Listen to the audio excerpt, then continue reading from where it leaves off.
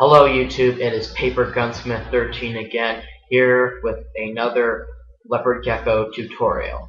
In this episode or tutorial, we are going to be talking about lighting and heating for your leopard gecko.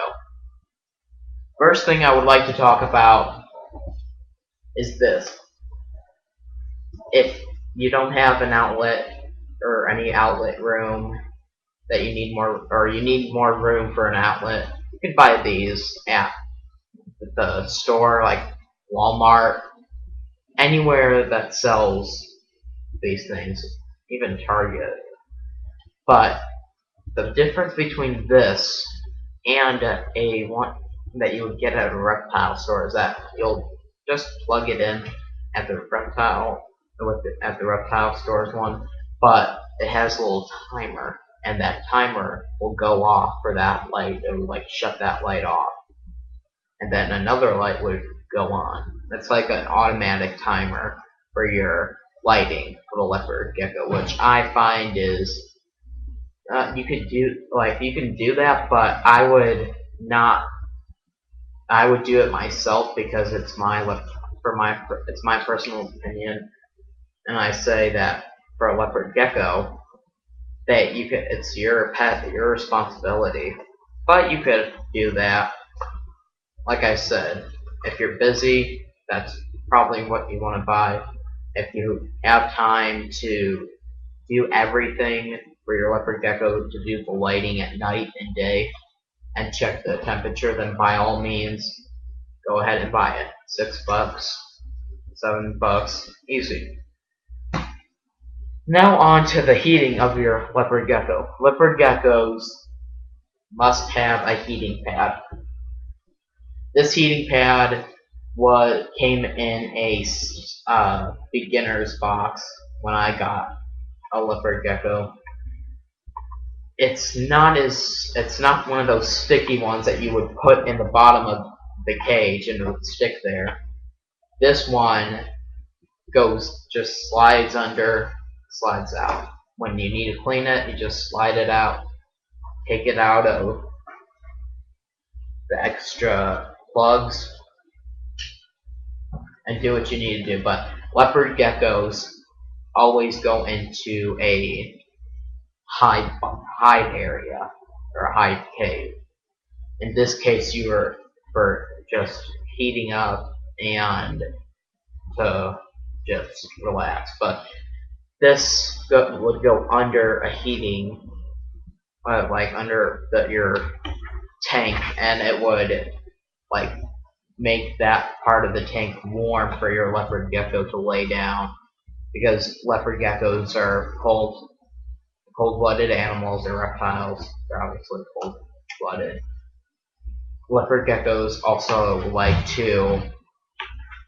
They would, if you get like more leopard geckos, let's just say you buy 2 leopard geckos or 3, you would possibly need a bigger heating pad, depending on your cage size, and you don't want to get a heating pad just if you have one leopard gecko that takes up almost the whole entire tank. You want to get it from one spot. That will be the hot spot of the cage, or the night area of the cage. But that's what you need for heating. Next are 2 light fixtures. These light fixtures, I have 2 because one of my reptiles recently passed away about a month ago, and since then Smiley had 2 light places. That way, wherever she's at, she can get a hot side and a cool side, or a night and day side. You never want to, if you're a beginner, you never want to pick one of these light fixtures up like this. If it's like if your bulb gets up to, let's just say 90 degrees, then you don't want to touch it. 80 degrees or 70, it would probably be easy for touching it. I have before. As you can notice, this is not a regular reptile bulb. It is a bulb that you would have in your room. And this bulb gets up to 85 degrees. I've worked with these kind of bulbs before, even though most people use reptile bulbs. I find this more cheap and easy, but you have to know what the temperature is for the bulb if you're going to buy it for their daytime bulb instead of buying a regular bulb, like a daytime bulb at PetSmart or Petco. But here is uh, her nighttime light and bulb. As you can see, it's a reptile bulb. I've been having this bulb for her it's an Exoterra, and it's a red Exoterra actually, and I have for about 2 months now. She seems to enjoy it a lot. At nighttime she would come out of her cage and bask on top of it.